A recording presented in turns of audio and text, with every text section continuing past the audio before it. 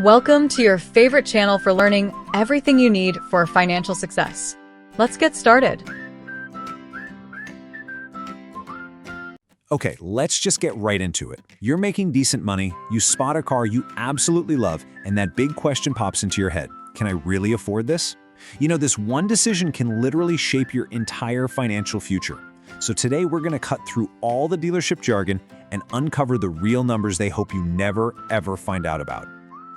Think about it. You walk into a dealership, right? And what's the one thing they focus on? The monthly payment. What kind of monthly payment are you looking for?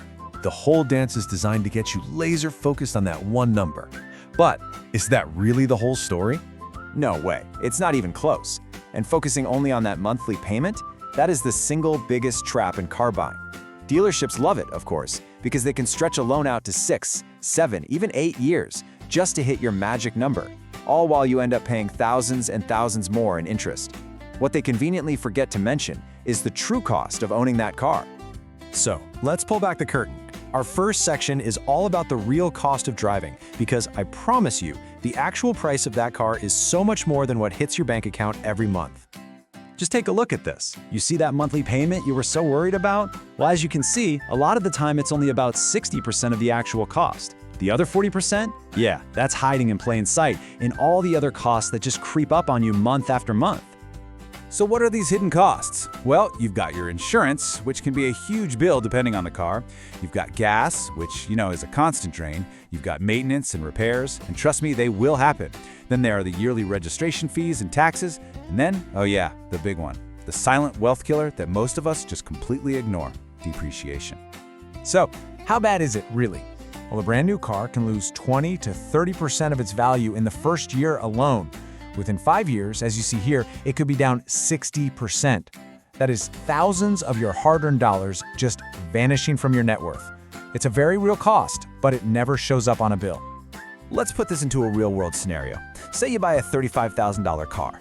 The payment is what, $550 a month? You think, yeah, I can swing that. But then you add up the insurance, the gas, the average maintenance, and suddenly you're looking at another $625. Your real monthly cost just shot up to over $1,100. That's more than double what you thought you were signing up for. And it's exactly why so many people feel broke, even with a car they thought they could afford. So how do you avoid this trap? Well, luckily, there are some pretty solid financial rules of thumb out there to keep you on the right track. Let's walk through them, starting with what's good, moving to what's better, and then landing on what might just be the best approach of all. But first, you have to get your head around this one critical concept. A car is a depreciating asset. It goes down in value over time. Every single dollar you pour into it is a dollar you can't put into something that appreciates, an asset that actually grows your wealth, like an investment. This is the whole reason overspending on a car is so dangerous for your financial freedom, and it's exactly why these next rules were invented. All right, let's look at two of the most popular rules. On the left, you've got the 24-10 rule. It's simple. Put 20% down, finance for no more than 4 years, and keep your total car costs under 10% of your gross income. It's a great starting point. But for those of you who are serious about building wealth, check out the 23-8 rule. It's more conservative. Same 20% down, but the loan is only 3 years, and your total costs stay under 8% of your income. It forces you to buy less car for sure, but the payoff is incredible. You're completely debt-free a whole year sooner, which frees up all that cash to invest and actually make you money. And believe me, the need for rules like these is very real.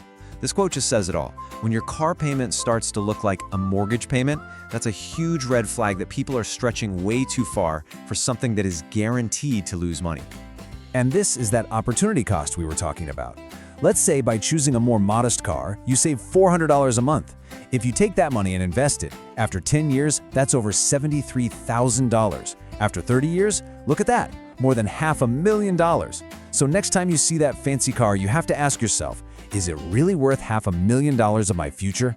Because that's the real price tag.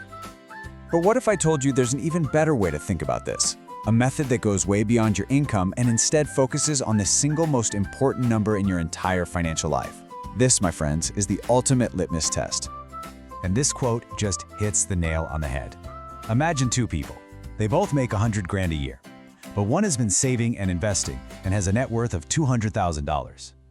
The other person is living paycheck to paycheck with basically zero net worth. Should those two people really be buying the same $50,000 car? Of course not. Your net worth, what you own minus what you owe, tells the real story of what you can actually afford. Okay, so here's exactly how the net worth rule works. It's a tiered system.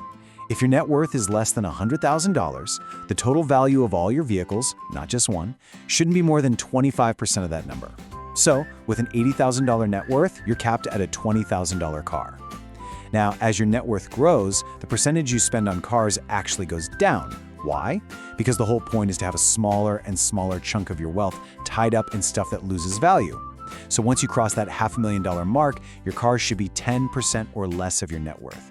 You have more to spend, but you're being even smarter with it. And that's the real genius of this rule. It forces your car purchase, which is probably your biggest depreciating asset, to be just a small, totally manageable slice of your most important financial number, your net worth. It literally stops you from letting a car sink your financial ship before you've even left the harbor. All right, we've got the rules, we understand the concepts. Now, let's get practical. How do you actually take all this information and use it to make a truly brilliant car purchase? Here is your 5-step plan.